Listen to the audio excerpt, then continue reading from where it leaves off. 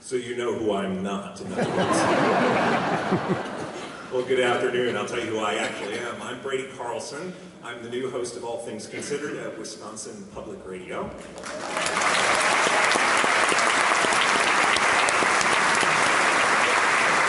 I've only been here, 6 weeks? I'm really glad to know that some of you actually do know who I am. Well, thank you. I'm here on behalf of WPR to say welcome to the Overture Center, and thank you for listening to and supporting Wisconsin Public Radio. As I mentioned, I'm pretty new to this state, but I have to say already, I think I am falling in love with Wisconsin. And I am not just saying that to get you to applaud, it's true. I mean, part of it is that I'm a native Midwesterner, so being back in this part of the country feels so good. But also, I think there's something special about Wisconsin itself, and I think a lot of that is because, you didn't know, this is the state where public broadcasting began. Yeah. Wisconsin Public Radio is about to celebrate in 2017 its 100th anniversary. A radio station that began right here in Madison. And we have some really great stuff planned for that centennial celebration next year. I think you're going to like what we do to celebrate. I hope you'll be a part of it. I have to say they did shoot my one idea down to do a 1917 style radio program called Morse Code Edition. That's right now. But now, of course, there's something about radio in the Midwest. Wisconsin is where public broadcasting started, but Minnesota has done pretty well too, right? They haven't been at it quite as long as Wisconsin has, but they have left a mark. I'm thinking in particular about a show that began on July 6th, 1974 at the Janet Wallace Auditorium in St. Paul. People there plunked down $1 admission. Kids were 50 cents to hear a brand new show, the first broadcast of something called a Prairie Home Companion. There were something like a dozen people in the audience that day. As you probably know, the audience has grown over the years. It's a show that has come to countless theaters all over the country, broadcast to millions of people all over the United States and all over the world. And this is a show that has occupied a special place in broadcasting and in public radio. And that continues today, or I guess specifically I should say it continues as of yesterday, because the Prairie Home Companion just welcomed its new host, Chris Thile, who Garrison Keillor handpicked himself. And Chris Thile is a musician who has been a lifelong fan of the show. He has been a musician guest on the show, and now is host of the show. He understands what makes a Prairie Home Companion so special. That through coming together on the Saturday night broadcasts, we can laugh together, we can tell stories together, we can sing songs together. We just have a little bit of time to connect with each other. And I think we can all agree that these days especially, we need to have more opportunities to connect with each other, right? So that's why I'm so happy that a Prairie Home Companion is in such good hands going forward. And we all are in great hands this afternoon as well, not just for the performance this afternoon, but also for a book signing in the main lobby right after the show. So with that in mind, please join me in welcoming author, storyteller, singer, and poet, Mr. Garrison Keillor.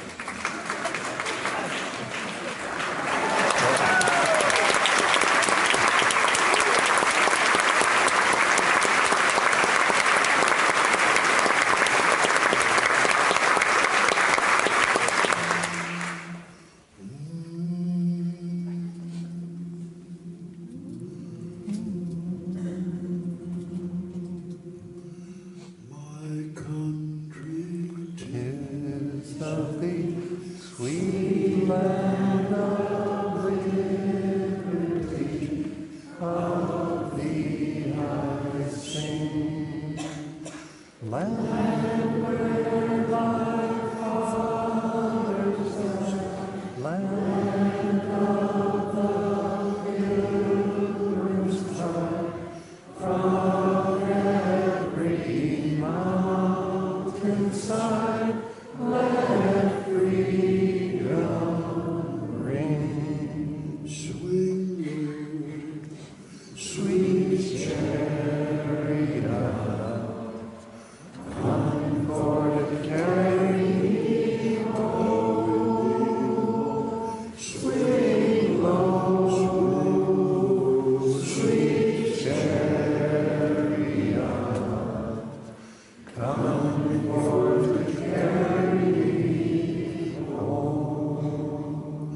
I crossed over Jordan, and what did I see?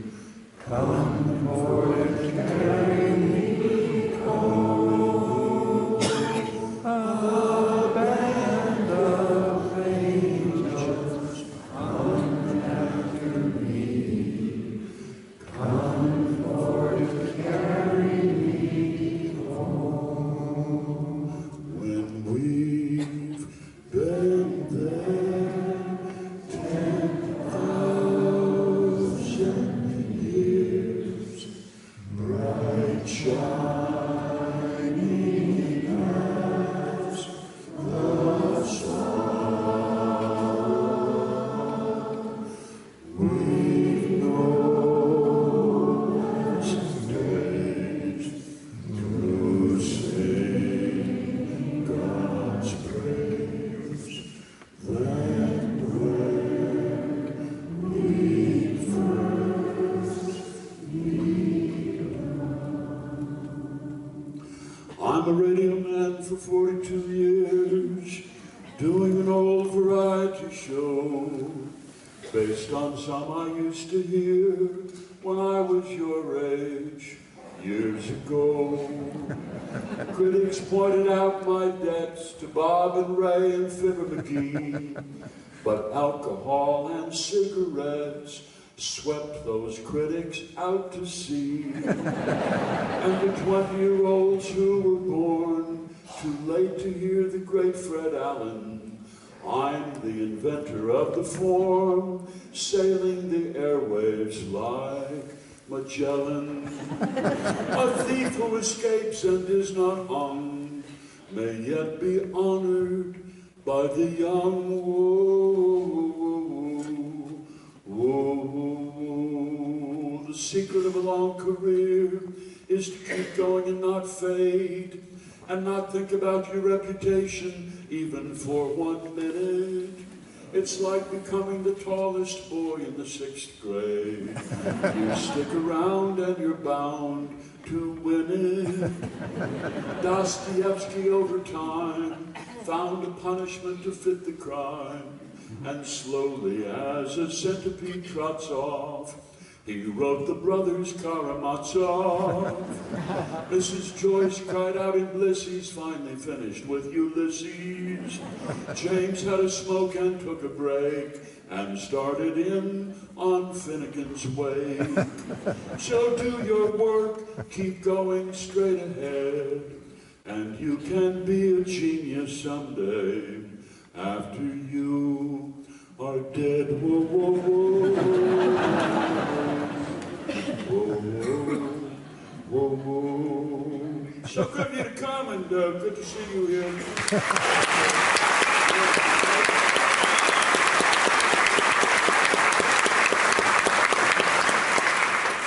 To pass up the Packers game in favor of seeing an old cranky white retired guy. And I appreciate it. I'm at that age now. Suddenly, it just suddenly has come upon me. I'm at that age where you fly into a town and the flight attendant refers to Madison as your final destination. No.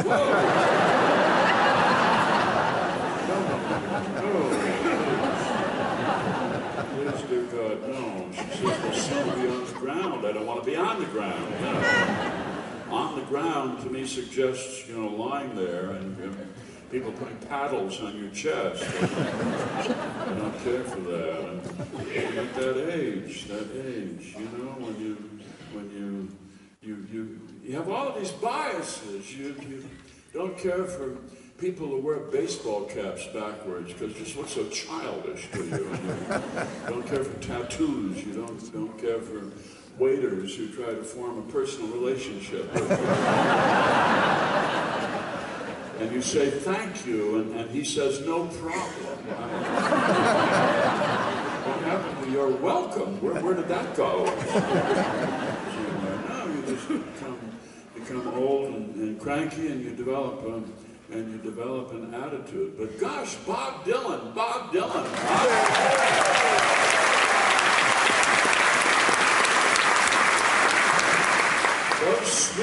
every so often, every 100 years or so, they'll do something to surprise you. Robert Zimmerman, born in Duluth, Minnesota, raised in Hibbing, and the son of an appliance dealer. The Nobel Prize for Literature going to a songwriter. Good Lord. The world does change. The world does change. Ever so often. Ain't no use to sit and wonder why, babe, if you don't know by now. Oh, people do get old and they die, babe. I can see it's happening now.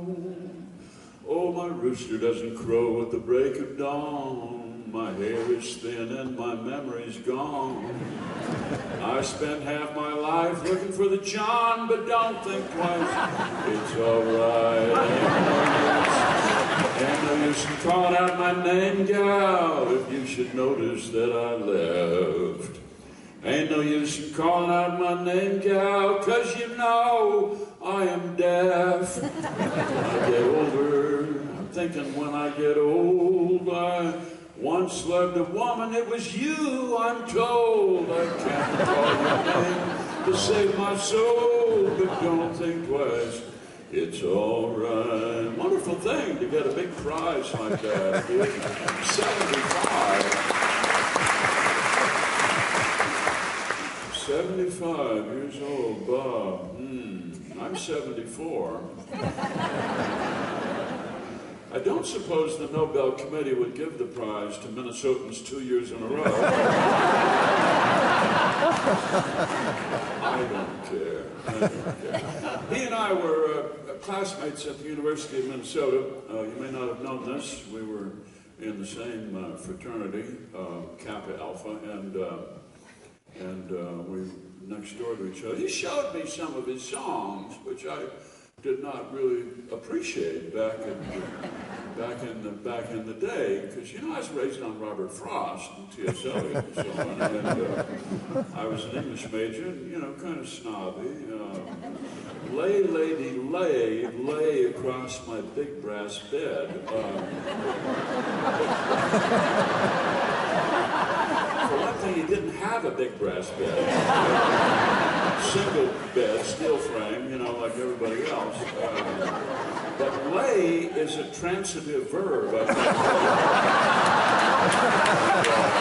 It takes an object, you know. You can lay your guitar on your big bed or your small bed, but you cannot, you don't say lay, lady, it should be lie, lady, lie.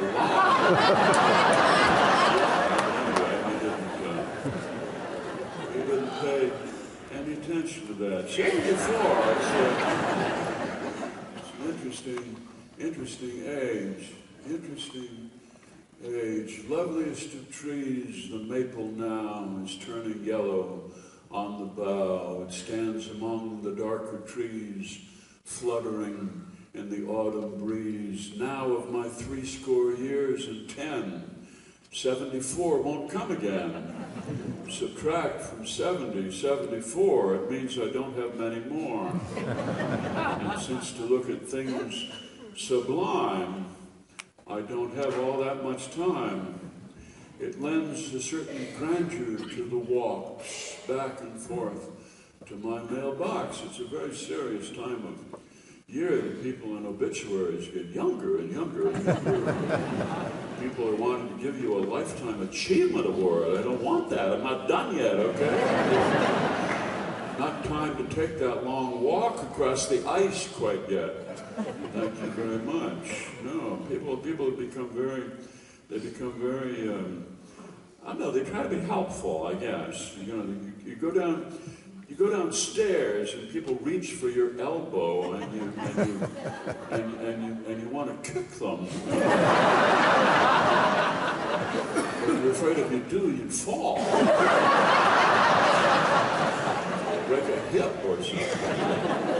And there's all of that encouragement, you know, that gets hard to take. People say, you're looking good. You know, they never said that back when you did.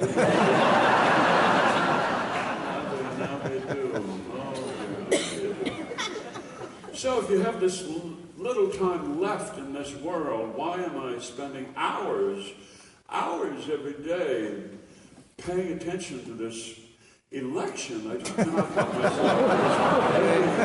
Every day, Nate Silver and real politics and Politico and reading all these commentaries and reading these borderline psychotic Facebook posts from people who I wish I was not related to.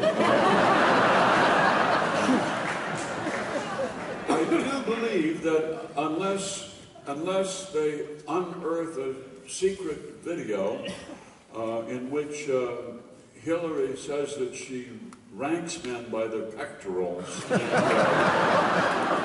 in which she says that she likes to walk into a men's room and let out a big whoop and grab the waistbands of men at the urinals. I think unless we come across with something like that, I think this election is kind of winding down towards the end here.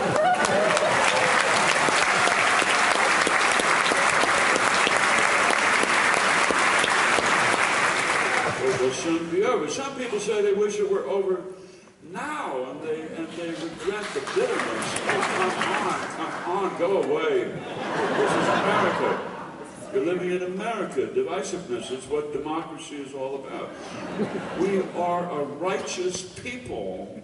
We Americans and righteous people need somebody to loathe and despise. And that somebody is somebody running for public office and all of the idiots who are supporting him or her. And without this, we would be, it's who we are. Come on. It's just who we are. It's the language that we have, the English language. I mean, take a look at it.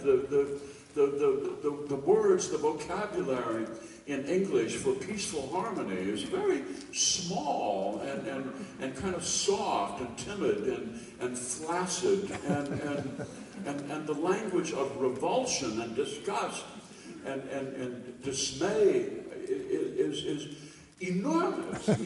Shakespeare is full of insults taken from primitive Anglo-Saxon languages. It's a gorgeous language for people who do not like other people. If you want peace and harmony, learn Sanskrit.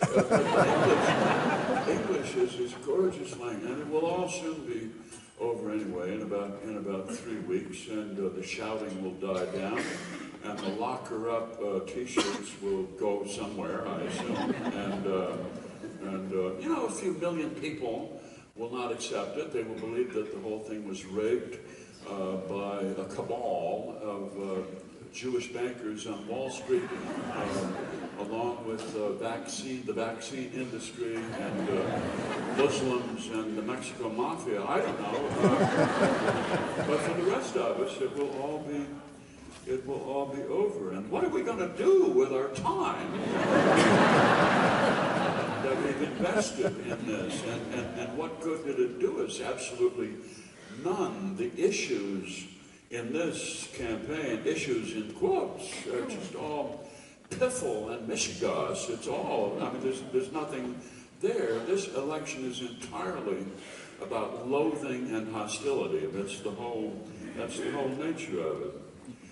And now that it's coming towards an end, I worry about Donald Trump, and I wonder what he's going to do. I mean, he's really done a lot of damage to his brand, to the whiskey, the steak, the fragrances, the men's fashions, the home furnishings, chandeliers, and so on, all of this, and high-end condos and golf clubs and resorts and so forth. I mean, angry, unemployed, blue-collar people are not a great demographic for high-end products. and so when you are identified with bigotry and male chauvinism and white supremacy, you're not doing yourself any good, and he cannot go back and live in Manhattan, for heaven's sake. I mean, Manhattan is 83% Democratic. I mean, why live among people who don't appreciate you? He should go and live in Nebraska. buy a big farm out there and sit in a big house. And I mean, you could play golf from, you know, the middle of May through the end of September, and sit in your house and listen to the wind and the corn and listen to the cattle lowing, and you can find yourself a nice evangelical church where people love you. I mean, they're devoted to you, so why not devote yourself to them and go to church on Sunday morning and go to Bible reading on Wednesday night, and you can learn more about the 2 Corinthians.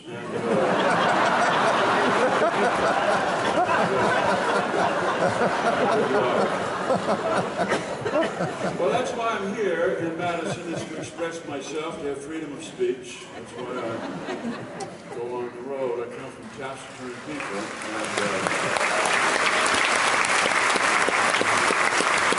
live in a house with 4 women, my wife and my daughter, who's 18, and there's a niece, and she has a baby daughter who just turned 1 this last week. There's a baby daddy off there somewhere. He comes and goes, and then there's me, and all of these womanly voices, these sopranos weaving in and out and talking about things that I know nothing about hair and clothing and makeup and so on. And I just sit there and listen for day after day after day. There's no handle in this conversation for me to grab hold of, you know, for me to say, well, that reminds me of something that happened to me once.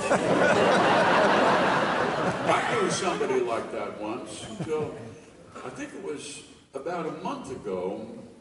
Yes, it was. My wife said that there's an odd sound in the refrigerator, and we need to call a repair person and see how much it would cost to fix it, and whether we want to do that or not, or buy a new refrigerator. And refrigerator, that's something I knew something about. I said, there were these 3 men who came to the gates of heaven one day, and the angel of the Lord said, so how did you all come to be here? And the first man said, well, he said, I came home from work, and I took the elevator up to my floor, the 21st floor, and went to my condo, and I knew the moment I put the key in the door that something was amiss. I could hear a strange voice in there. And I opened the door, and my wife screamed, and she ran, and the running footsteps, and I saw a strange sport coat and a man's plaid pants lying there on the couch, and I ran in and down the hall, and she was locked in the bathroom. She was sobbing, and I ran into the kitchen, and he was not there, and I went out onto the balcony, and there he was. He was hanging. I could see his hands. He was hanging from the balcony, and I stomped on his hands. He was naked. He was hanging there, and I stomped on his hands, and he would not let go. And I went in the kitchen, and I brought out the refrigerator, and it was on wheels, and I wheeled it back and forth over his hands until finally he had to let go, and he fell. But 2 wheels of the refrigerator went over, and I tried to rescue it and save it, and it went over, and I went over with it, and so that's how I come to be here. And the angel asked the second man, so, what's your story? He said, well, I came home from work, and I took the elevator up to the 22nd floor, and I went into my apartment, and I was going to take a shower, so I took my clothes off, and then I remembered that the building manager was going to repair the railing on my balcony, and I went out to see if he had, and I just waggled it back and forth a little, and it came off there in my hands, and I lost my balance, and I went over, but I managed to catch myself on the balcony below. I was hanging there, and this idiot came up and was stopping. Rolls the refrigerator back and forth, and I couldn't hold on, and so I fell, and that's how I'm coming here.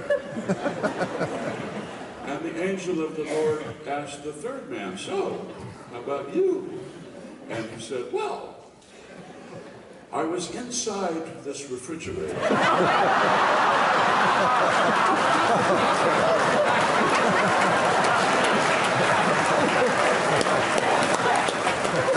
Nobody laughed at this story. My daughter, I was gratified, did not get the joke. My wife said, "That's the most you've said in months." I don't know. I come from these quiet people. I come from this little town called Lake Wobegon. It's out on the edge of the Prairie. Nothing to be proud of, you know. I mean, it is what it is, as we would say. Sumus quod sumus. We are what we are. It's not the end of the world, but you can see it from there. See, way out there, the horizon is way far away. You can see that nobody's coming to visit you, and why should they? I mean, you know, they know everything you know, and that's not all that much. You stand on a tuna fish can, you can see beyond the horizon. It's nothing you ever really want to do. It's all Lutherans out there. Everybody's a Lutheran, even the atheists are Lutheran. It's a Lutheran God they don't believe in. It's a place where you're brought up with this inferiority complex, except it's not complex, it's simple. I mean, you're taught by your mother, don't think that you are somebody. You are not anybody special. You're no better than anybody else. So don't complain, or I'll give you something you can complain about. Don't tell me about your problems, because children in China would consider themselves wildly fortunate to have half of what you have. So you were brought up with this inferiority feeling that lasts you for the rest of your life.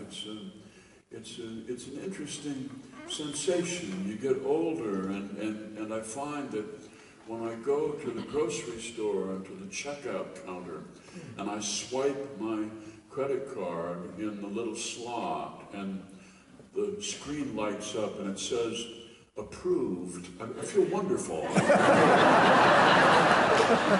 Validated. I feel vindicated.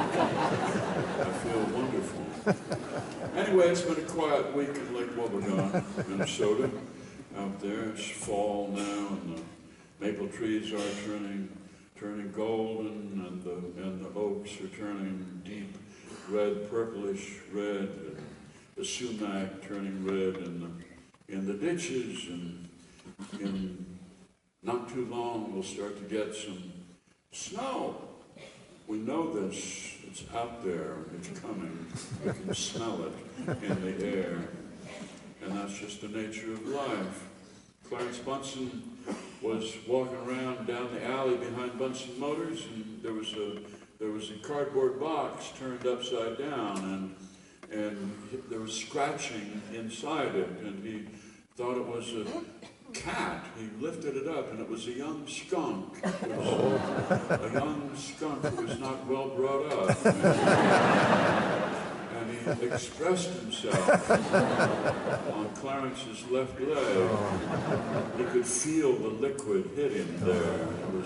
It was powerfully rank. He didn't even want to get in his car. He walked home, and you could see people vacating the street ahead of him.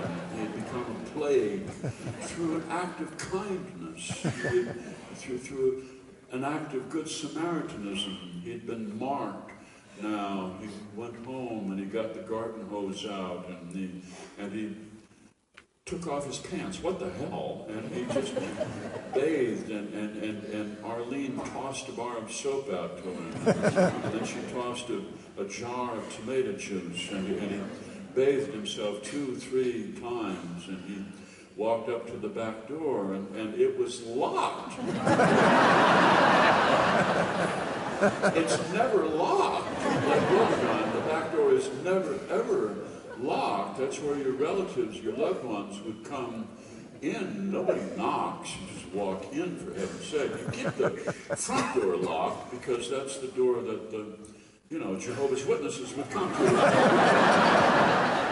And you've already heard about those prophecies, and you don't need to hear about them again. But the door was locked. He just rapped lightly on the door.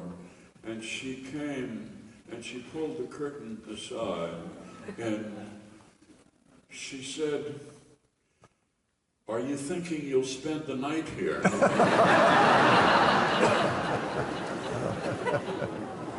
Well, he could tell that he was not welcome, and so he walked back to his car, and he got in it, and he drove off to the west and drove through the fields of soybeans, through millet, and off to the west of there to this old motel, which he knew would never turn him away, the Prestige Motel. It's been there since the mid-1940s, just 6 attached cabins and an office. He knocked on the office door, and she slipped the key out through the nail slot.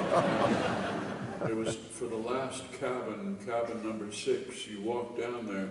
The door was all warped. There was no need for a key. It wouldn't close. And he walked in. It was like a historic sight, very musty and dim in there. And he walked into the bathroom to take a shower, and there was a sign on the mirror that said, "If you wish shampoo, call the office." And just below it, it said, "No cleaning fish in the sink." This means you. The phone rang, and he picked it up, and there was a woman at the other end. And she said, "Charlie?" "No," he said. She said, is there a Charlie there?" He said, "No, just me." "What's your name?" "Clarence." "Oh, I don't know any Clarence." "When do you think Charlie might be back?" "Not for a long time." And she hung up. It was exile, all because of a good deed that he had done. And now it was sort of the reverse of the golden rule. Having been done to, he now wished he could do this to someone else. And he could think of people he would wish this on. People in the Lake Wobegon Lutheran Church, which was having its fall meeting that very day. And so he would not have to attend. He's the chair of the board. He would not have to come and listen to their complaints. It was a long meeting. It's always a long meeting. People bring lunch. They sit around the tables in the fellowship room in the basement. Fellowship is not the right word for this annual meeting whatsoever. They have all these things on their hearts. The children's choir 3 weeks ago sang the anthem on the Sunday morning service, and there was applause at the end of it. Now, is this something that we want? Applause in church? I mean, where does this end once we allow this to take root in our church? Whether we're going to be applauding for the sermon next thing, or are we going to be applauding when the Lord's Prayer is done really, really, really well? This is not a performance. This is church. So we should put something in the bulletin. Please, no applause in this sacred space. You get people applauding, and some things will get more applause than others. And so people will go for things that will bring in more applause, and then we won't be Lutherans anymore, we'll be Baptists. We'll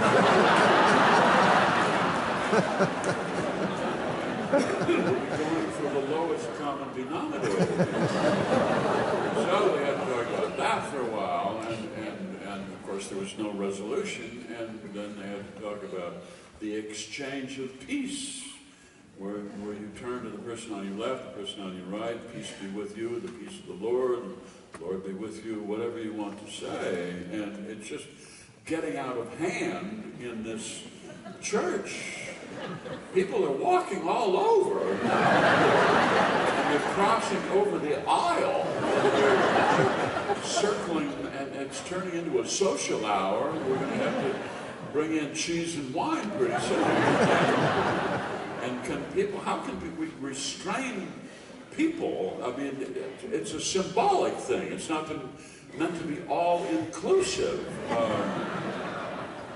Kindly limit yourself to 4 exchanges of peace. And then there's the ushers. The ushers are getting a little bit controlling in a church where most people know where they're going. They've been sitting in that pew for decades, and now we need an usher to guide you here. The ushering team has gotten the big head at the Lutheran Church. They call themselves the herdsmen, and there's a long waiting list to get in, and you're on probation for a year and a half, and then you can get the green jacket, the green sport coat, which has the shepherd's crook there on the breast buckle, and then you're admitted to this club, and it's just a little bit too much. It all started about 8 years ago, 2008, and they went down to Salt Lake City to participate in the National Invitational Church Ushering Competition. They made it into the Final Four. Up against a Unitarian, a Presbyterian, and a Pentecostal ushering team, and they won the national championship, and this gorgeous trophy, which is now on display on a special little ledge out in the cloakroom. They beat out these other 3 teams, and they set a new national record for ushering 800 people, many of whom had not been to church in a long time, and the others were Mormons, and they had to usher them on an unfamiliar playing field, a 4-aisle sanctuary, not the 3-aisle that they're used to, in which their zone defense is set up. They had to bring these people in, and they had to divide them up into the sippers and the dippers and the grape juice, and wafers, and getting people around and going up the other way, and some had helper dogs, and ever since then they've had this big attitude until this last week. There were 2 funerals, 2 memorial services at church, and maybe it was just that there was so many strangers there, but at the memorial service for my classmate Carol Hansen, who I went to the junior-senior prom with. She's my age. She moved to Chicago to become an Olsen. I don't know why. You could have done that at home, but it was her memorial service, and 74 she had died. And anyway, there was a woman who came up from Minneapolis for this, and she walked in, and Dave, the senior usher, the captain of the herdsmen, pointed out to her where she should go, and she headed down the aisle, and he ran after her, and he clapped her on the shoulder with his big hairy hand, and spun her around, and he said, "What in the hell did I just tell you? Am I some kind of goddamn ornament?" This was too much. Too much. In church, at a memorial service. The woman left, she did not come back. No way to welcome. So anyway, that was the meeting of the Lutheran Church. I was at the memorial service. There were 2 of them, as I mentioned. Carol Hansen was in the afternoon, and then there was one for Carl. Carl Holmberg was in the morning. Carl also was in my class. He was 1 year older than I, had been held back a year, and Carl left right after graduation, so I did not know him well. He went down to Florida, sensing opportunity down there, and he worked in a grocery store for, I don't know, 2, 3, 4 years, stocking produce, and then he earned enough money to make a down payment on a boat so he could go into the salvage and treasure hunting business, and he bought these metal detectors. You drag them down below and sonar so that he could look for sunken ships. And he went for 5 years without finding anything, and then he finally hit pay dirt, and he found this German submarine from 1945. It had sunk with all of these Nazi big shots aboard, and it was loaded with gold bars, and they were headed for Buenos Aires, and they'd lost their way, and they were about 100 miles off Key West, and he hired divers to come, and they offloaded the bars of gold, whereupon the submarine rose from the depths, and he sold that to a museum, and they took care of all the skeletons and so forth, and it was towed away, and he had all of this gold, and after he had paid off his debts and paid for his boat and everything, he had about $7 million in the clear, and he invested the whole thing in a condo development. He put up a building. It was 10 stories high, and it had 42 condos, and he sold 20 of them right away. And on the first day of occupancy, people discovered to their horror that poisonous snakes had gotten into the plumbing. And so 8 people were bitten by copperheads as they sat on toilets. 8 people in one afternoon, everybody's worst nightmare.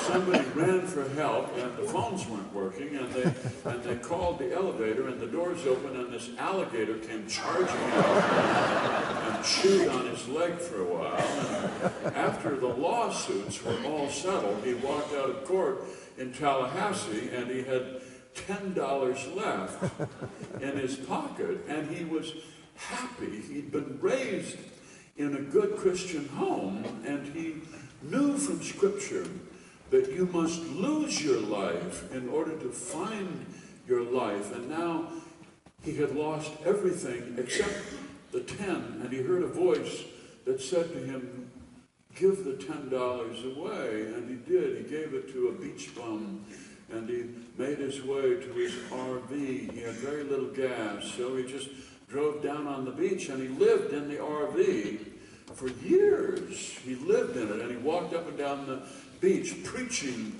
a life of poverty and spiritual richness, which was not a popular sermon in Florida at the time. And then he preached to the wrong person, to this guy in kind of flowery swim trunks, who turned out to be from the IRS, and he looked up the files and found out that Carl had not paid taxes on all of that money that he got from the gold bars, and so he was summarily sentenced and put in prison in a federal penitentiary for 7.5 years, and was very, very happy there, because now he had even less, and he felt this was a true blessing. But when he was released from the facility, he had lost his basic skills of civilian life, and he forgot to look both ways when he crossed the street, and he was struck by a pickup truck, and he was badly injured and taken to a hospital where he got one of those flesh-eating bacterial infections,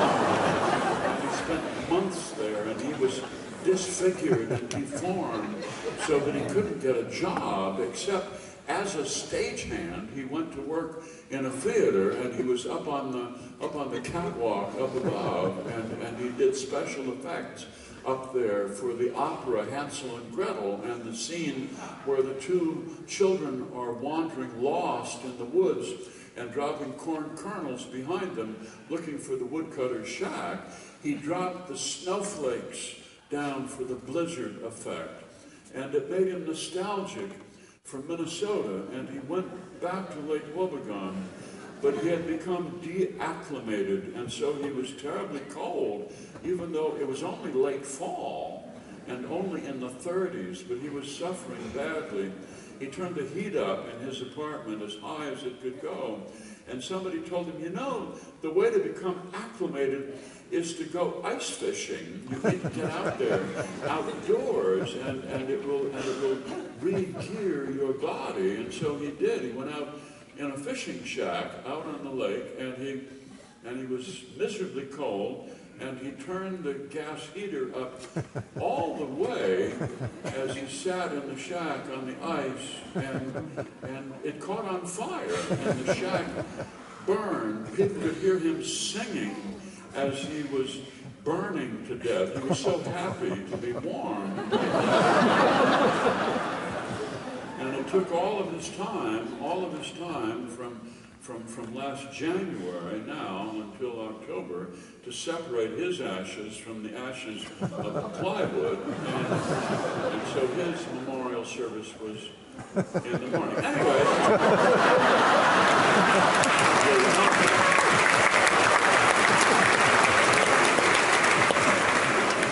It was Carol whose funeral I went to because I knew her in high school. She was my classmate, and we went to the junior-senior prom. It was lovely. I was brought up by fundamentalists, and we were not supposed to dance lest we excite our carnal impulses and awaken them. Mine had been awake for a long time, dressed and waiting for the bus to come, but she sat across from me in the cafeteria. I know that because I remember how good she was with a pad of butter on the tip of a knife. She could flick that with her wrist with accuracy. At 5 feet, she could hit you on either cheek. Rare for a girl to have that skill, but you had to keep an eye on her and watch her very closely. And then when she would start to cut her wiener, you know, beans and wieners, and she cut that, then you look to your own, and then whoa, you heard this sound, and it was incoming. That's how I knew she was interested in me. Through pats of butter and bits of cranberry that she would flick at me with her right hand. She asked me one day, probably March, she asked me, "Are you going to the prom?" And I said, "I don't know. Are you?"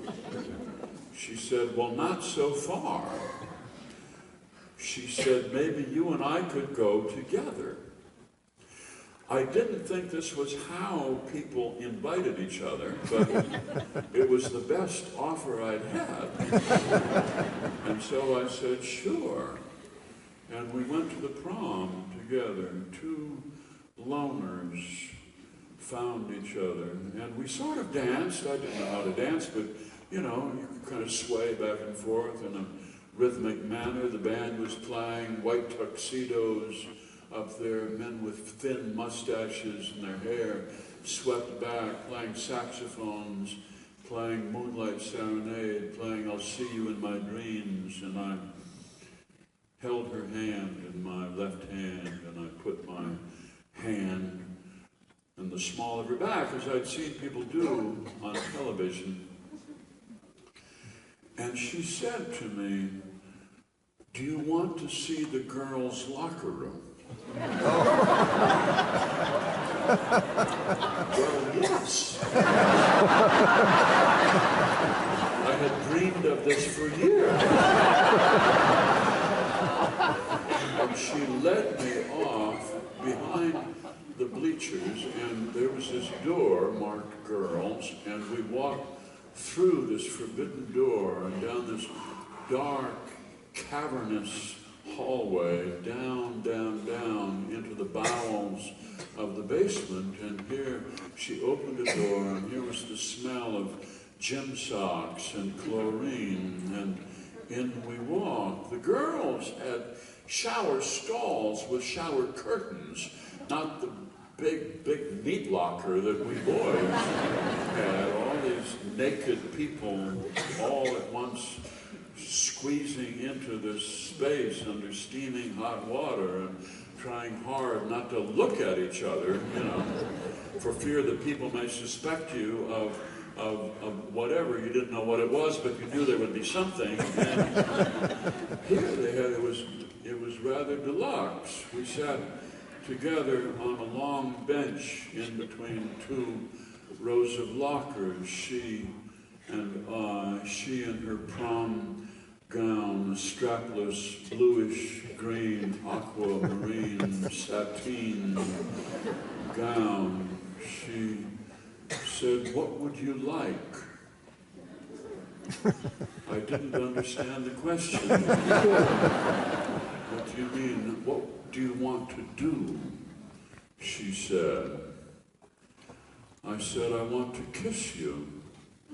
And so she leaned towards me and she put her hand on the back of my head and she pulled me towards her. And we kissed, this long kiss. We didn't mash up against each other. We were young and innocent. It was a long, lingering kiss. I didn't feel her tongue or anything like that.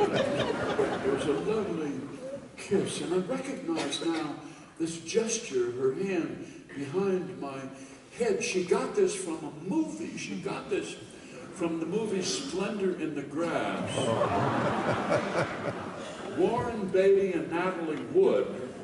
And Warren Beatty is the rich kid, and Natalie Wood is the poor girl from the wrong side of town, and he wants to sleep with her, and she does not want to be thought a tramp, and so when he asks her if she will make love with him, she says no, and the next thing you know, she's in a mental hospital. And he comes to visit her, but you can tell that it's all over now. The glory and the dream will never come to pass. And the message of the movie is very clear. Say yes. Or you will go crazy. That was exciting, her hand behind my head. And in the spirit of the moment, I said, "What would you like?"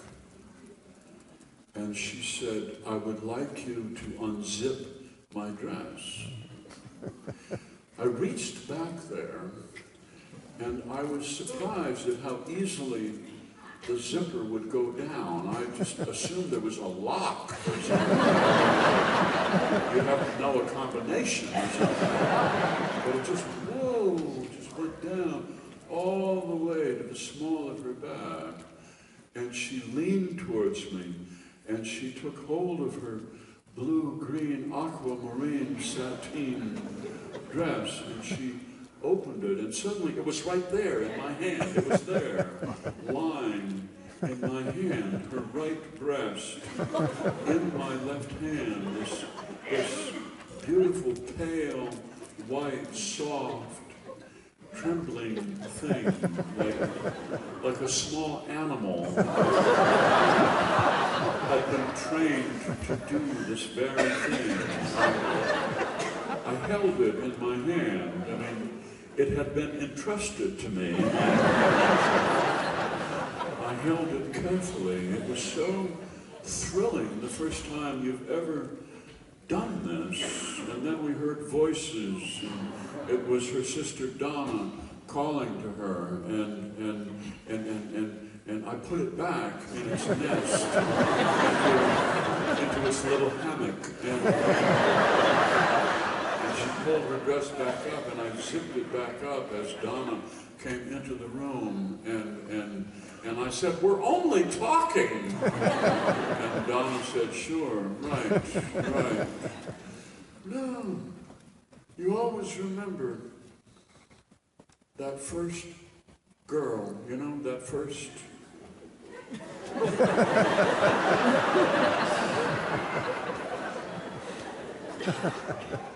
She came back to Lake Wobegon almost a year ago, and we heard that she had divorced her husband, that he had gone off with somebody else, and we didn't know that she was this sick. I mean, you know, when you're 74, there are different levels of weariness, and she just looked like the rest of us. She took a room up over the Chatterbox Cafe. I met her for lunch a couple of times, and we talked about her daughters and what they were doing. We didn't bring up the broken marriage, you know, we didn't bring up that. We just sat and talked. And then she died. She died, so I went to her memorial service. The ex-husband was there with the new wife. She was about 30 years younger and 20 pounds lighter than Carol. He was there. The two daughters were there. The ex-husband, the daughters sat as far apart from each other as they could possibly be. The two daughters looking daggers at their father. It was like a Greek tragedy there before our eyes. It was like Aegisthus and Agamemnon, Clytemnestra, and Pastor Liz gave the sermon on the topic of forgiveness, which had a kind of a recycled tone to it, but I guess she thought it was necessary. But the girls weren't buying any of this. They glared at their father, and he could tell that he would be a pariah for the rest of his born days. He would never, ever be forgiven for this. And he broke down and was sobbing. The girls picked up the urn with their mother's ashes in it, and we all processed out the door and down the street and over to the cemetery. We could hear singing coming from down by the lake. Singing of the class of 1966 was holding its reunion. They were there under a canvas canopy. They had all come to gather, and they were singing our alma mater. Hail to thee, our alma mater. Would that we might dwell longer in thy hallowed hallways, but we bid farewell. Long life's dangerous, lonely passages, long the coasts of grief and fear.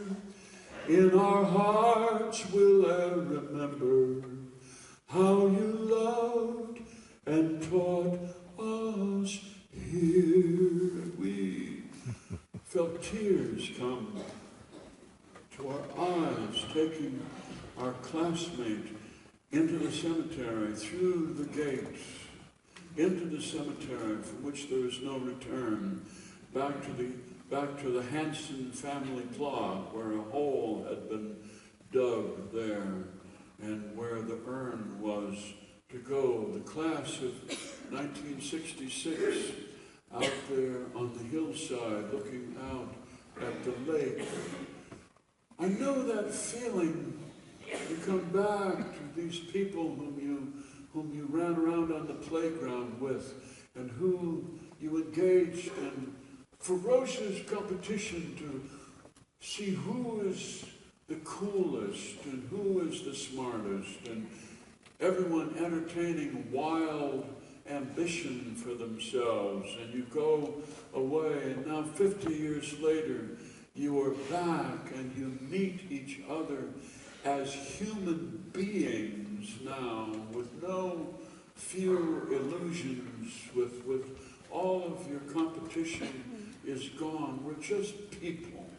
That's all we are. They stood looking at each other, reminiscing about their teacher, remembering their teacher, Lavona Pearson, whose English class, speech and English she taught, all in one class. I could hear Lavona's name as we stood around this hole in the ground. They were remembering how Lavona had them memorize a Shakespeare sonnet, which seemed crazy to them at the time. Why would you bother to memorize it? If you want to read it, you look it up. But they had all memorized it because she required them to in order to pass the class, and they had to recite it to her personally, bending over her desk and looking her in the eye. And now they looked at each other, and it came back to them. 50 years later, it came back to them.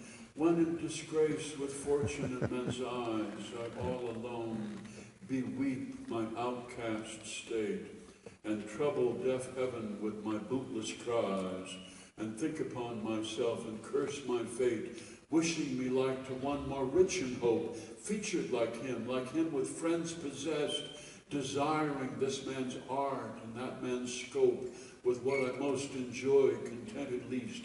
Yet in these thoughts myself almost despising, haply I think on thee, and then my state, like to the lark at break of day, arising from sullen earth, sings hymns at heaven's gate.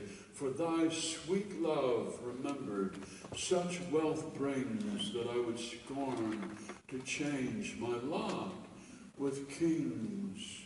The daughters held the urn in their hands, and instead of dropping it into the hole, one of them took it and she flung it up in the air, throwing the ashes in the air. They caught on the wind, the heavier pieces dropped in the grass, but the ashes blew on the wind as the class of 1966 was singing Swing Down, Sweet Chariot. They could feel ashes and dust in their faces as they were reminiscing about days gone by. I remember Lavona Pearson so well. She set me on my course. When you get to be 74, you can see back where your life took a turn. And my life took a turn when I flunked out of shop class, Mr. Beeler's shop class. It was required of all boys, all sophomore boys, and I did my best, but I was no good with my hands. I could not manage a ball-peen hammer. I flunked a ball-peen hammer. I flunked soldering. I could not make a flower scoop for my mother. It wouldn't let me near a jigsaw. I could not make a birdhouse. I just sat around and talked. And then I violated Mr. Beeler's most basic rule. I sat down on a shop table. You should never do that. I sat down on it. And someone had been soldering on that, and there was acid on it, and it burned through my jeans, and I leaped up, and he came running, and he sprayed the seat of my jeans with water to neutralize it. It was a pair of jeans handed down to me by my older sister with a zipper up the side. Boys looked at that and I realized what it was. And Mr. Beeler said, you know, you just talk all the time anyway, so I'm going to send you up to speech class. And up to Miss Pearson I went, up 3 flights of stairs to her classroom, and I put my hand on the knob, knowing that the moment I opened the door, 25 people would turn and look at me, and they did. And what they saw was a 14-year-old boy who was 5 feet 10 and a half inches tall, and weighed 141 pounds, wearing high-water pants and his wrists sticking out of the sleeves of his hand-me-down shirt, and a home haircut. My dad had shaved a big arc over each ear, and these weird half-rim, horn-rim glasses. There I stood with my books held against the zipper on the side of the and into the class I came, and Miss Pearson held out her hands, and she welcomed me in and sat me down. I sat there behind Richard Iverson, and she explained that the next assignment for tomorrow would be oral interpretation, and then next week would be an impromptu speech on my ideal career. Well, I was so relieved to be away from shop class and to be separated from my own incompetence that it wasn't scary. I mean, it should be scary because Miss Pearson took you in alphabetical order when you gave a speech. And so after Carol Hansen came Dave Heilengren, and then Richard Iverson, and then Christine Jacobson, and then me, and then Mary Ellen Kempsky, who was the star of the class and who was the best. But I got in before her. And so I was ready for oral interpretation, and I did Edgar Allan Poe's Annabel Lee, a macabre poem with a very maudlin twist. He's in love with this girl. 'Twas many and many a year ago in a kingdom by the sea that a maiden there lived whom you may know by the name of Annabel Lee, and this maiden lived with no other thought than to love and be loved by me, and she dies. Of course, I mean, it's Poe after all, and she dies, and wind comes out of the cloud, killing and chilling my Annabel Lee, so that her high-born kinsman came and bore her away from me and shut her up in a sepulchre in a tomb by the sounding sea, and the lover lies down beside the sepulchre and is still in love with her, so there's necrophilia going on. Beautiful poem, and I did it very well. And then the next week I did my ideal career. I wanted to be a writer. I knew this was what I wanted to do with my life, but I didn't have a big long piece of fiction that I cared to read to them, and so I did limericks instead. I was good at limericks, so that's what I was. And so I got up and talked a little bit about the limerick and about Ireland, and then I did 3 limericks. As I recall, I did, there was a young lady of Sheba, to whose bed there came an amoeba. This absurd bit of jelly crawled up on her belly and cried out in rapture, "Ich liebe." They were impressed by whether you understood German or not. And then I did, there was an old man in Khartoum who kept a young sheep in his room.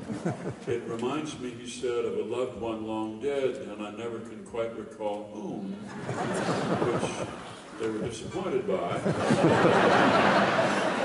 because you thought it was going to go in another direction. And so did you. And then I did an original limerick. A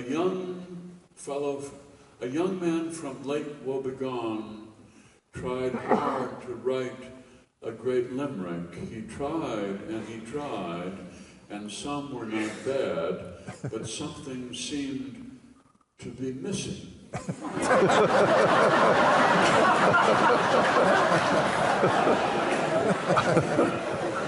And Carol Hansen laughed.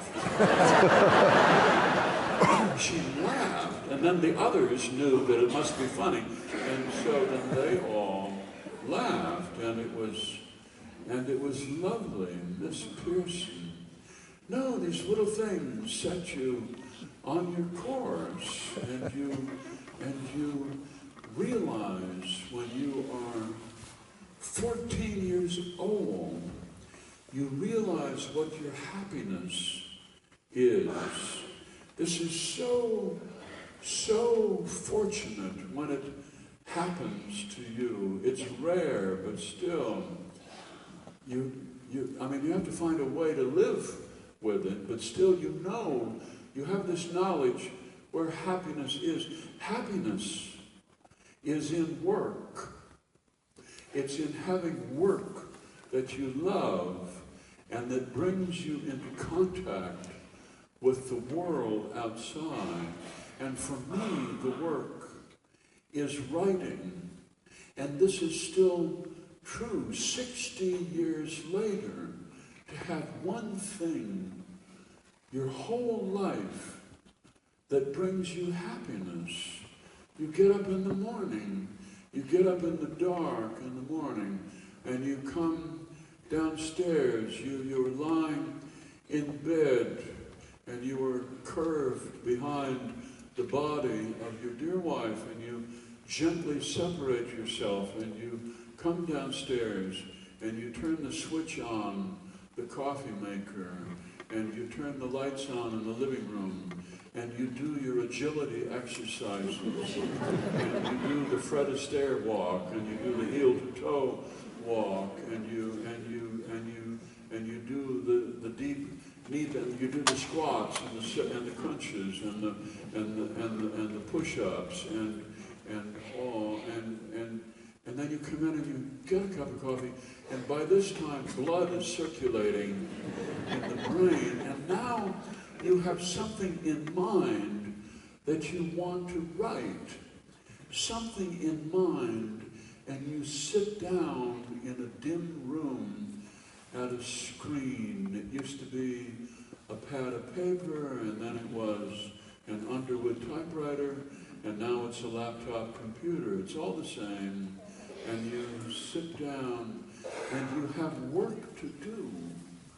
And this is happiness. As long as you have this, you will be happy. This is such a beautiful discovery. There have been many things in my life that brought me pleasure. That's different. That's different. The radio show brought me pleasure, singing duets with tall women and talking about my relatives in the form of the town of Lake Wobegon gave me pleasure. Many things.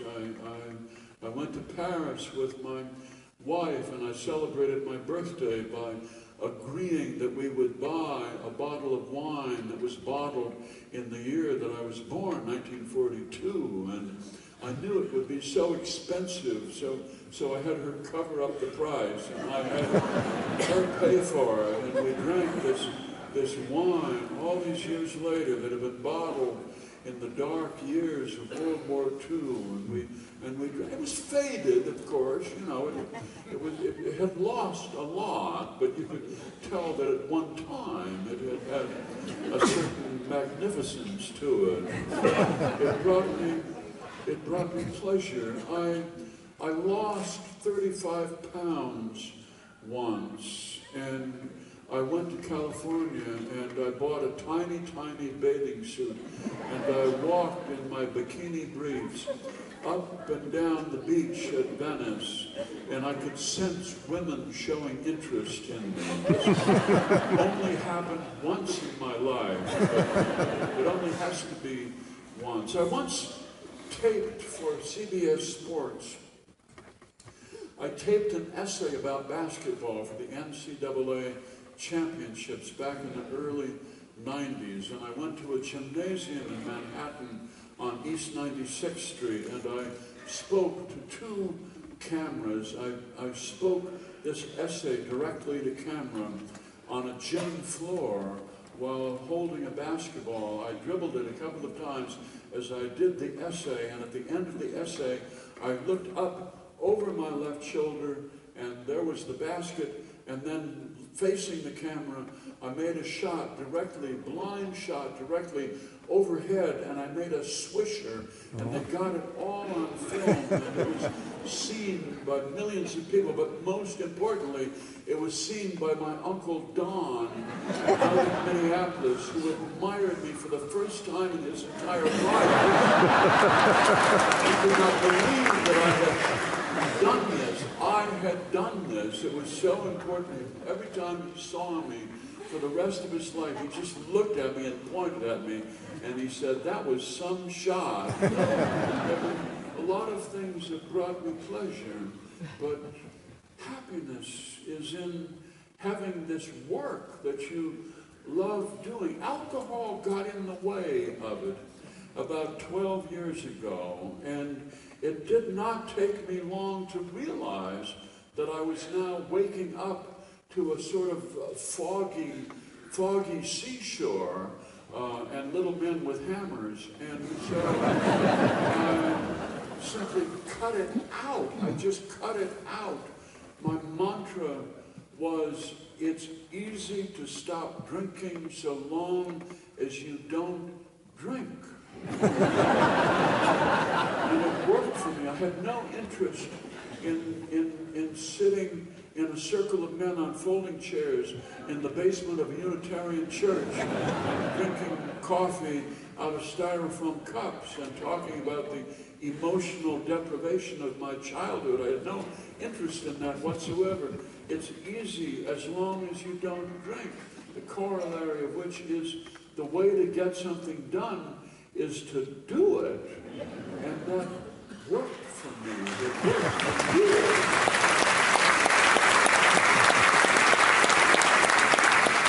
How do you do a radio show every Saturday for 42 years? You just do it, that's all. And you don't think about it in advance.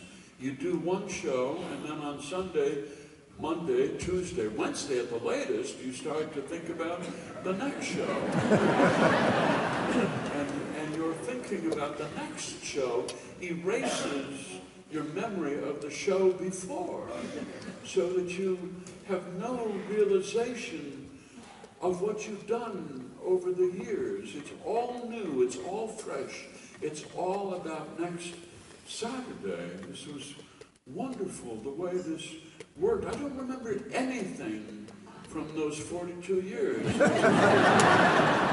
I just remember, I remember bringing up children. I had 2 children, a boy and a girl, a boy who's now 49 and a girl who's 18, a miracle which is granted to fathers, and brought up in 2 different eras. The boy brought up in the time when a little boy stood on the front seat next to Daddy as Daddy was driving 75 miles an hour. Two-lane concrete highway towards relatives in North Dakota through a snowstorm, and you saw the driveway up ahead, and there was a big snowbank there in the driveway, and you thought, if I just gun it, I could make it through. And at the last minute, you remember this boy standing there, and you put your hand, and you held him back, and you saved him from crashing through the windshield. The little girl was brought up when children rode, always riding backwards in the back seat in this space capsule, strapped in. The little boy grew up in a house that was full of clouds of secondary smoke, ashes in the ashtrays, cigarette butts overflowing. He thrived on this somehow. Who knows? We never even stopped to think about it. And the little girl grew up in a house where there was not a wisp of smoke, just a tiny wisp of smoke from an organic candle that when you pinched the flame. Otherwise, nothing. Now and then a guest at dinner would excuse himself, and he would walk out the back door, and he would stand in a rainstorm, he would stand out under the eave of the garage, and he would smoke a cigarette like a convicted criminal. And when he was done with it, he would put it on the sidewalk, and he would stomp it out, and he would pick it up, and he would put it back in his pocket. The boy grew up on hamburger, on ground beef, and on hot dogs, of course. The little girl grew up on organic leaves, and we drove for miles to find food that was pure enough to put between her lips. Meat was looked on with suspicion as if it contained illicit drugs. Two different children far apart, the loveliness of bringing them up. I tell time by how tall my children were at that time. I can remember parts of the show. I can remember times when I offended people and received bales of angry letters and eventually hired somebody to read them for me. The day when actually I think it was close to my daughter's birthday, towards the end of December, when I did just a little poem about biology. Human sperm is very small, 5 microns, that's about all. It's just a cell with a dangly tail. Not as big as the ovum, but still you have to love them, and they're produced in the testes of the male. Beneath their shiny domes, they contain your chromosomes, and the tail can kick just like a leg.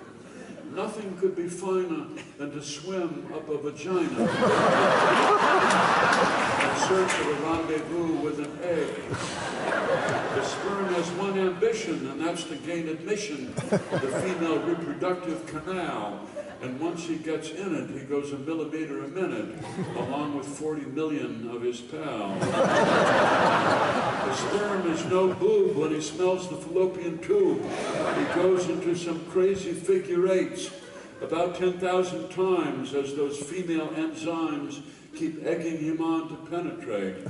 The sperm all advance and they do their little dance, but only one gets through the egg membrane. And the union of those two, that's what led to you. So be thankful that your dad did not abstain. Old man in the garage once let loose a great barrage. Though he is now ancient and infirm, and his breath is bad, children, he's your dad, because he contributed those sperm. You can get them from a bank, or from Jim or John or Frank, but when it comes to fatherhood, there's just one man to thank. He was young and he was dumb, but when things began to hum, he did not withdraw. He became your paw. That's where we all come from. It's just a poem.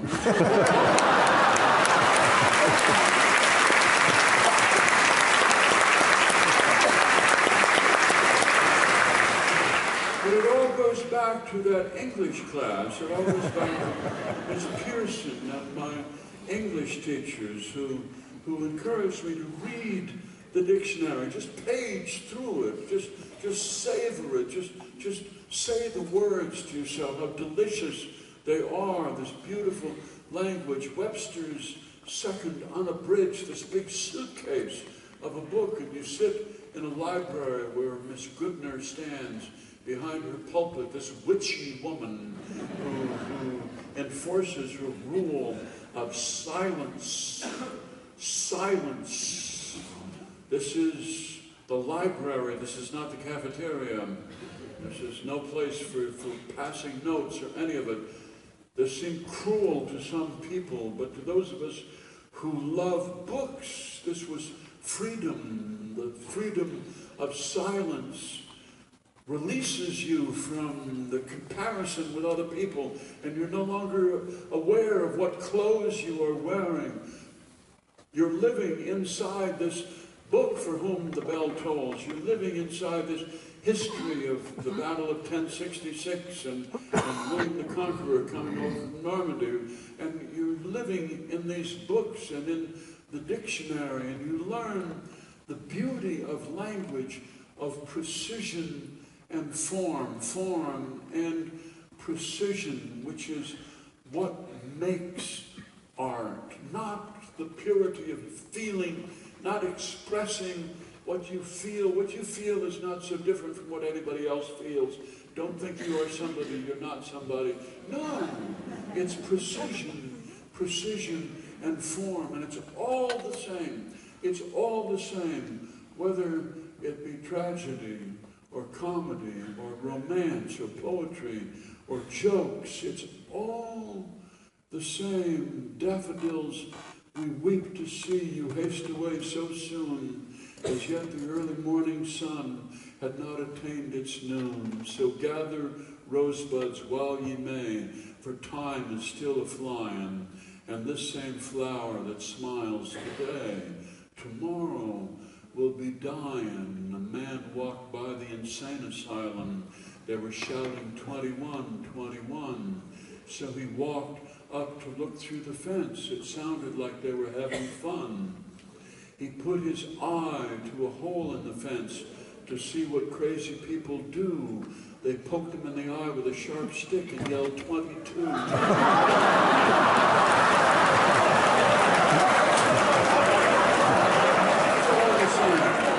Precision and form, the right word in the right place, the shape of the thing.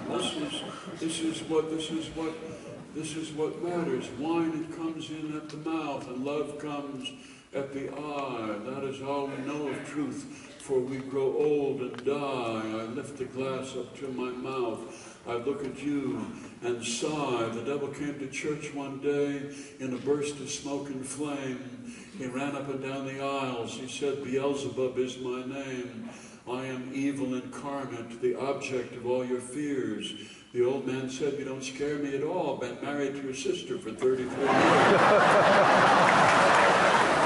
Precision and form and precision. There was a man named Scraggs, bought 24 condoms a week. The drugstore clerk was quiet for months, but finally she had to speak. What are you doing with all those condoms? It's simple, said Mr. Scraggs. I feed them to my poodle. Now she poops in plastic bags.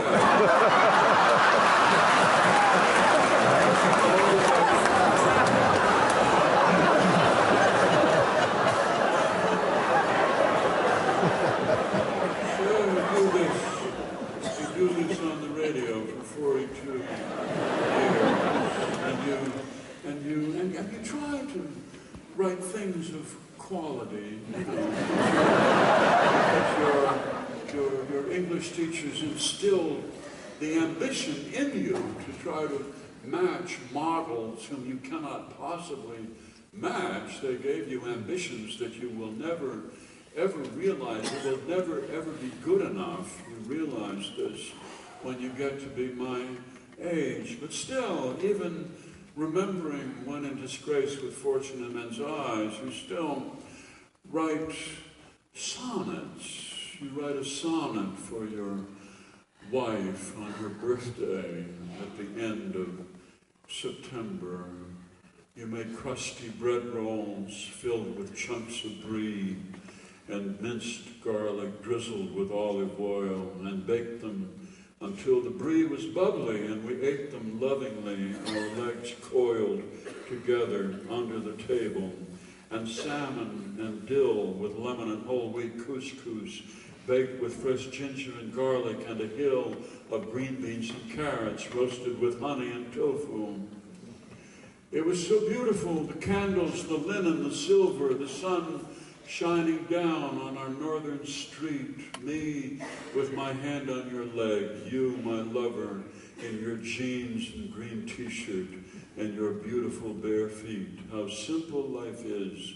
We buy a fish, we are fed, we sit close together, we talk, and then we go to bed here on an autumn night in the grass and the dry leaf smell.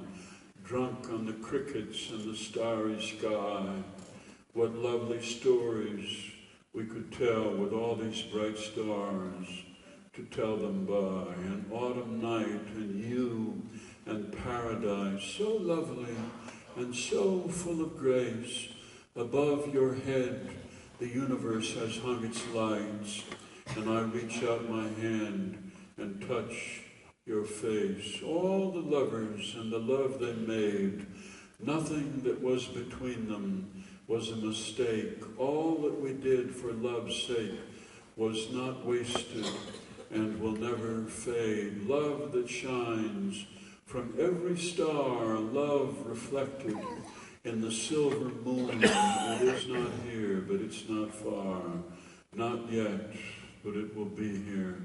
Soon you recite poems to your wife on the radio, and then years later you discover what your true legacy will be. There is no legacy in radio. It disappears the moment you're done. You're writing in the sand. You had no high expectations, but you go visit a friend. You visit a friend in Boise, Idaho, and he has a 13-year-old son. And the 13-year-old son has listened to your show since he was small. And he's so impressed to meet you. And he wants you to know that he remembers what you've done. And he recites to you. A young fellow from Pocatello said, why is my urine bright yellow? Was it something I ate, or could it be Kate, who I dated on Saturday? Hello!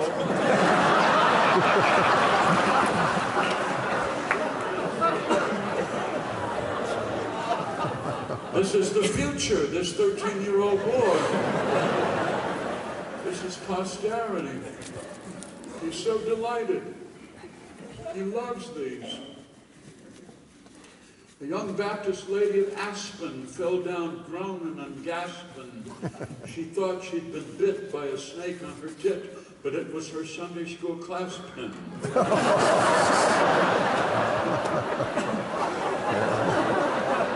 This is your legacy. This is what you will leave behind. A Republican lady of Knoxville bought her brasiers by the boxful, which she filled with corn kernels and old Wall Street journals to keep the fronts of her frocks full. This is what you will be known for. There was a young couple named Kelly who were found lying belly to belly because in their haste they used library paste instead of petroleum jelly.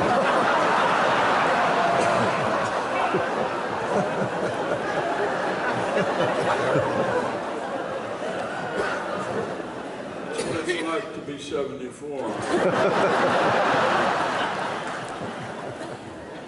All of the noble things that you did are gone and forgotten. All of the novels and the sonnets, they're all going to wind up in the sub-basement of a library somewhere.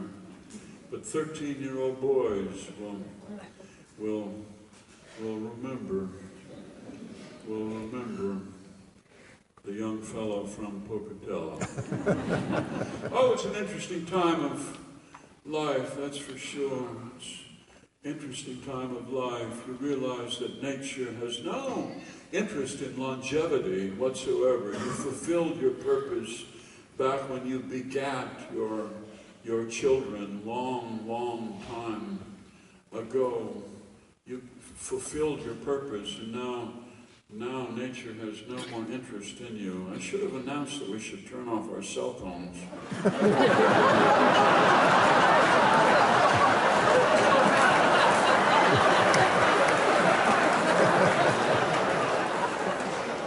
Just have to talk to Maddie later, I guess.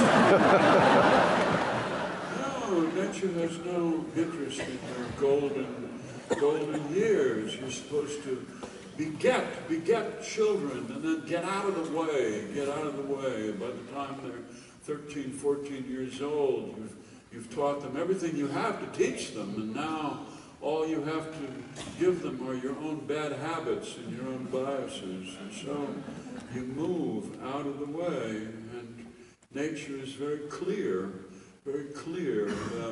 about this, and that's why men over the age of 55, have all of these dysfunctions of an interesting sort, for which you can, if you wish, take pills, but pride gets in the way and prevents you. No, it's an interesting time, full of humiliation and shame. The prostate, why? What is it for? What did God make it for? No purpose that we can figure out. And why did he have to put it way back down under there? Why couldn't it just be on your wrist? There's my prostate, How does it look? So you have to go in for this procedure. My urologist, this wonderful woman, is going to do this procedure with a laser, and so that you can piss like a palomino. In preparation for it, you have to drink 2 gallons of water the night before to clean out your lower tract, and you go down to Walgreens with a prescription for this powder, and you bring it up to the clerk at the counter. She looks, she says, "Oh, you've got a big weekend ahead."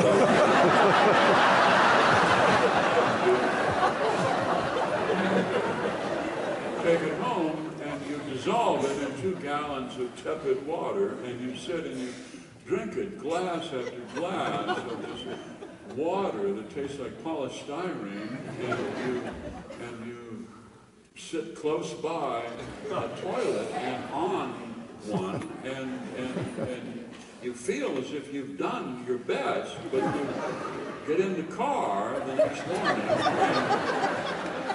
there's a snowstorm. Wish that you could cancel the trip down to Rochester, down to the Mayo Clinic, but you're supposed to go, and so you drive into this snowstorm, and you're heading south, very poor visibility, and you're driving, and your wife calls you on your cell phone, and you are talking to her. She's in New York, and it's very nice in New York, and she's walking around the reservoir in Central Park, and she's waiting for the museum to open, and you're talking to her, and you're also trying to take a CD out of the CD player, so you're steering with your knees, and this semi is over there on your left, and you're driving down 52 at 60 miles an hour in a blizzard, and then you see this snowdrift up ahead, and you hit this thing at high speed, and the snow blazes up around you, and it's glaring white, and the headlights, it's like the Rapture, and except very poor visibility, and then you hit the next snowbank, and you hear this loud diesel horn right up next to you, and you come out of this next snowdrift, and now he's on your right side. And you've done this Alamand with a semi there, and it's scary, and you reach up and you fasten your seatbelt, and drive on to the Mayo Clinic, and you go into the Methodist Hospital, and you go into this examining room, and an elderly woman my age needs to examine me to make sure I've cleaned out my lower tract, and she has an electronic wand that she passes over my lower abdomen, and I have not finished the job for her, and so she has to finish it herself right here. And so I have to go and take off my clothes, which is not as exciting as it ought to be, and I have to get into this gown. There's just one kind for everybody. There's no special one with, you know, hammers or sailboats and anchors on it for men. It's just all like your grandma's house dress with little flowers on it, and you get into this gown and you lie down on an examining table as she gets her equipment ready, and you can see what this is. You've seen it in Walgreens. It's backed by the laxatives, and it's just a big plastic bag full of liquid and a nozzle on it, like a ready-lit can. And she says, "I'm going to start now."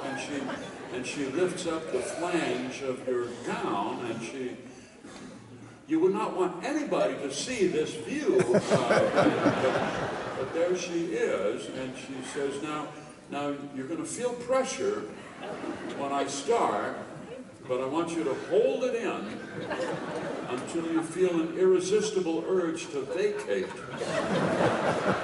And then the toilet is just around the corner. Over there. And woo!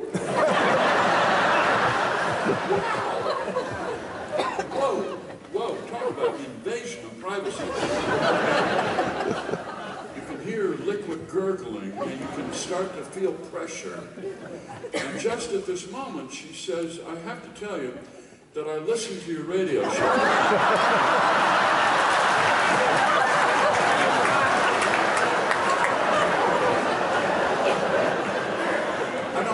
Every Saturday, but I listen to it now and then, and your singing has gotten so much better than it used to be, and now you feel this irresistible urge, and you go, and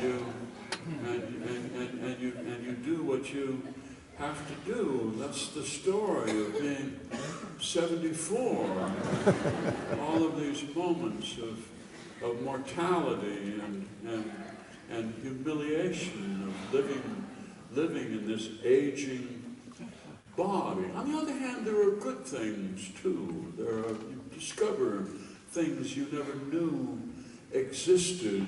All these wonderful things that you have now that we didn't have back in the day. Happiness is in, not happiness, but pleasure is in the little things of life. It's in the small things, the cash card that you get money with. We didn't used to have this. You used to have to write out a check for cash. And if you were a student and you didn't have much money, you were writing a check for $25. And you walked into the bank, and the teller, always the old lady with the big eyebrows like fruit bats, look at you and look at the check and ask for 2 forms of identification, and you only had one, your driver's license, and she would go back and confer with the vice president, and he would look at you over a partition, and evidently there was something criminal in your features that fit some profile they had back there, and it would take them a long time, and she'd come out and she'd grudgingly count out 5 fives for you, and now you just have this piece of plastic and you slip it into a slot anywhere in the Judeo-Christian world, and you can get whatever amount of money you have coming to you that you want. There's nothing sociopathic about a magnetic strip. It's a miracle.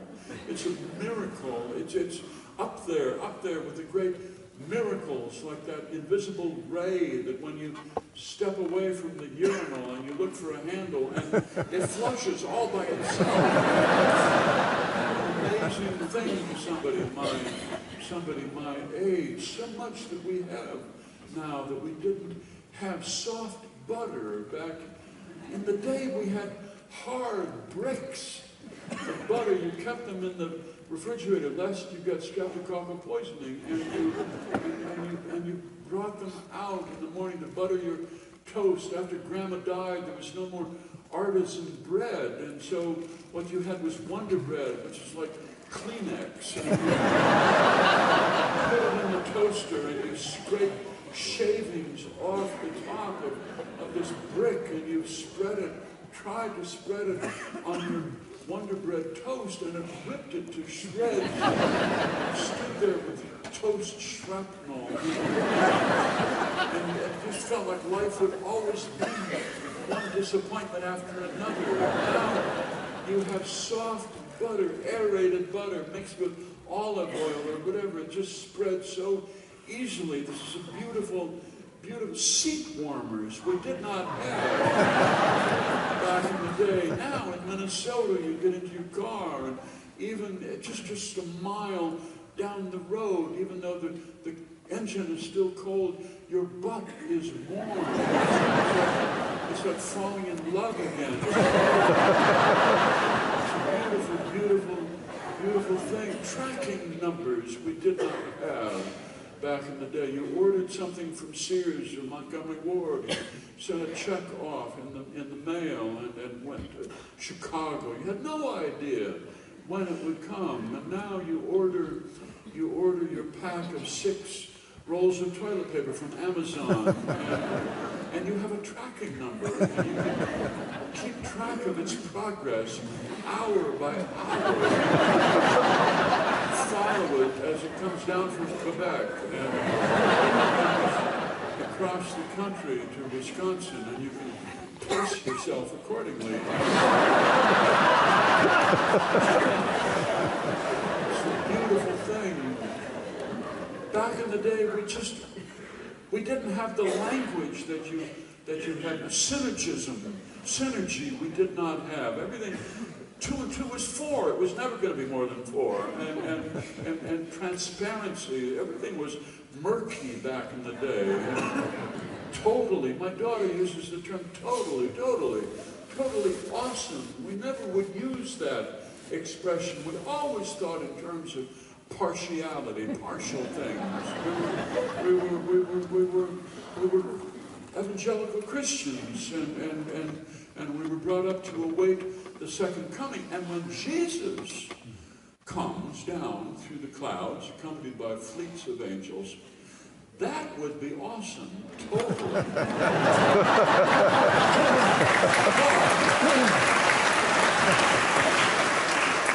You wouldn't use it to describe somebody's hair.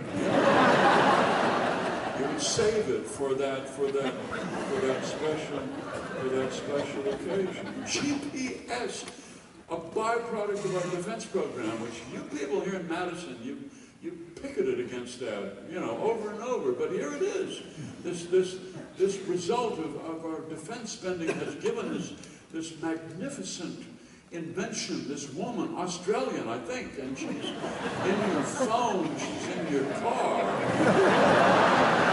and she tells you to turn left in 500 yards, and to be given directions by somebody you're not married to. So wonderful. And if you don't turn left, there's no recrimination. Oh, you never listened to me. She just says recalculating left. If you don't get there one way, you can get there another way. This is a philosophy of life. We should all adopt this. And get this from an electronic gizmo is an amazing thing. So much you have now that we did not have back. I'm not complaining. I'm just telling you how it is. I went in a year ago to have a wisdom tooth extracted, which for me, having grown up in the age of painful dentistry, was like the threat of torture, and the Geneva Accords would come into play. I went to a dentist who, administered karma, really, was his job, was to apply justice for all of your deeds. You went in to see this man, and he took one look at that molar and said, well, that's going to have to come out. And you sat down, and he got right up in the chair with you. He put his knee up in your groin. And you could see that he had strange pockmarked skin, and he had kind of grayish, yellowish eyes, irregular hair growth due to exposure to X-rays. And he got right up there, and he said, "We're not going to need Novocaine for this, are we?" No. He had a pair of pliers in his hand that you could get from the hardware store, and he just grabbed hold of that thing, and you were choking to death, and he just wrenched it back, and he pulled, you were bleeding down the front of your shirt. Now I go in for my wisdom tooth to be extracted, and here is an oral surgeon, this very prosperous looking man with an expensive tan and beautifully coiffed hair. And his assistant, this beautiful young woman with a soft voice, leads me into the operating chamber, and you sit down on this contoured leather chair, a reclining chair, and you lie there, and she brings in a white silken gown that she gently pins around your neck. And she says, "Would you like a sedative?" Well, sure.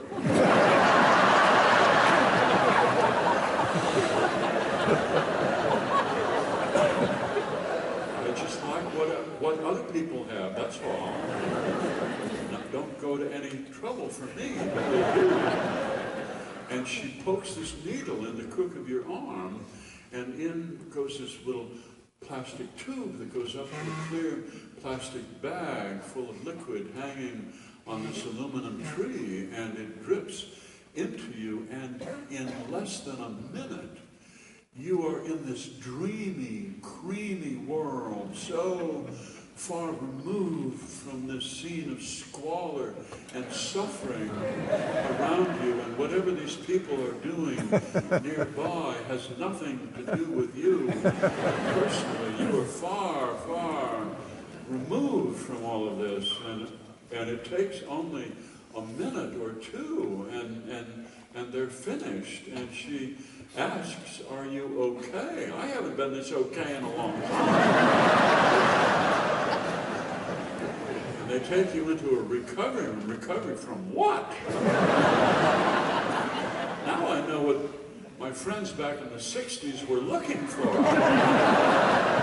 That black paste that they put in pipes and tried to light it, and all the various dried vegetal matter, and the little brown leaves, and the little crinkly cigarettes, and the white powder in lines on a mirror with the rolled up dollar bill. That's nothing. It's right here. It's here in this bag. Not that you want to make a life based on this, because the dosages are very hard to figure out correctly. But on the other hand, I still have 3 wisdom teeth left.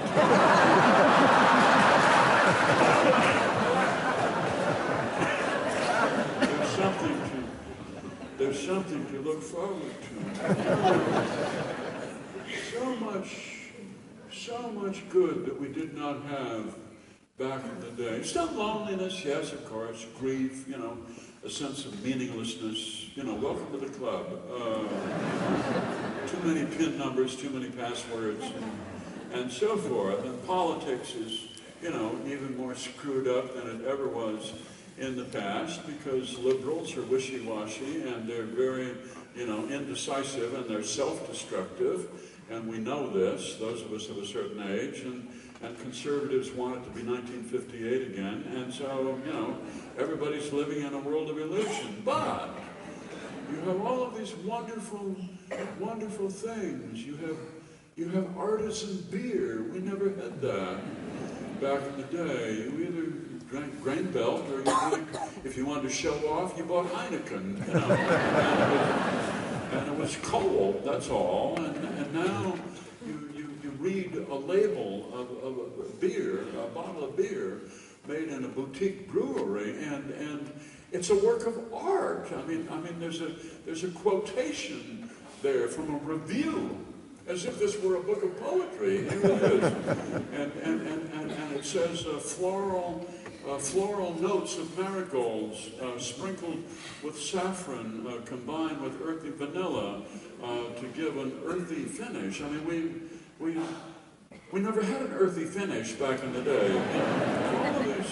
All of these beautiful, beautiful things. You have little children from Lutheran towns with Mediterranean names, and you have Sophia and Ava and Johanna in a world that used to be the world of Karen and Joanne. You have Caleb's and Eliza's and Noah's, little Lutheran boys with Jewish names. And little black kids from the city named Kaisha, and the gorgeous names. Their mothers trying to put a little top spin on them. All of these possibilities that we did not have growing back, and that you should not think you are somebody special. You are not. You think you've got problems. I'll give you something to complain about. No, it's a new and a beautiful world. You realize this when you have exceeded your biblical quota and you are living on borrowed time. It's a beautiful thing. Oh, all the money e'er I had, I spent it in good company, and all the harm that e'er I caused, alas, it fell on none but me. And all I did for lack of wit, to memory I can't recall. So fill to me the parting glass, good night and joy be with you all. Good night, ladies. Good night, ladies. Good night, ladies. We're going to leave you now. Merrily we roll on, roll on, roll on. Merrily we roll on over the deep blue sea. Good Irene, good night. Irene, good night. Good night, Irene. Good night, Irene. I'll see you in my dreams. Quit your rambling, quit your gambling, quit staying out late at night. Go home to your wives and your family. Go home to your fireside bride. Happy trails to you until we meet again.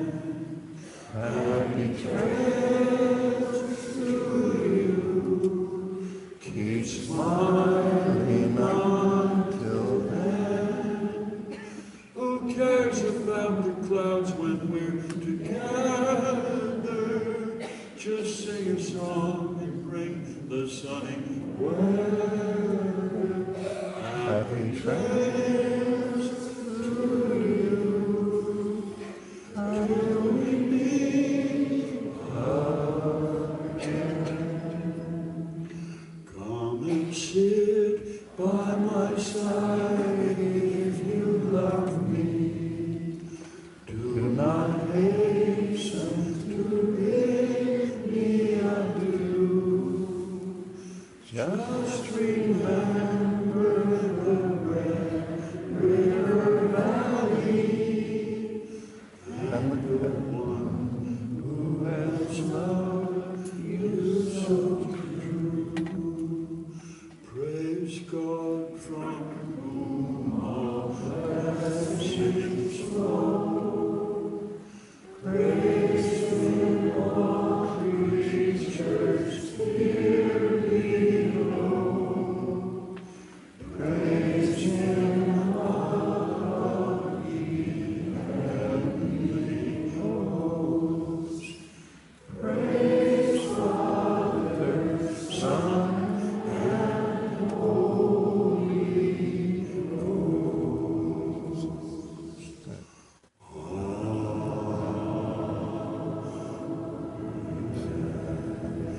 Thank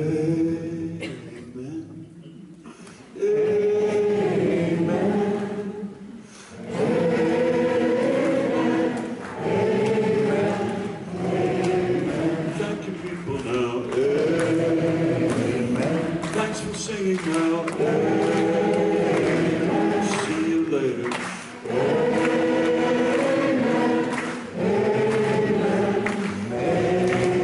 Good night, Madison. Governor Walker.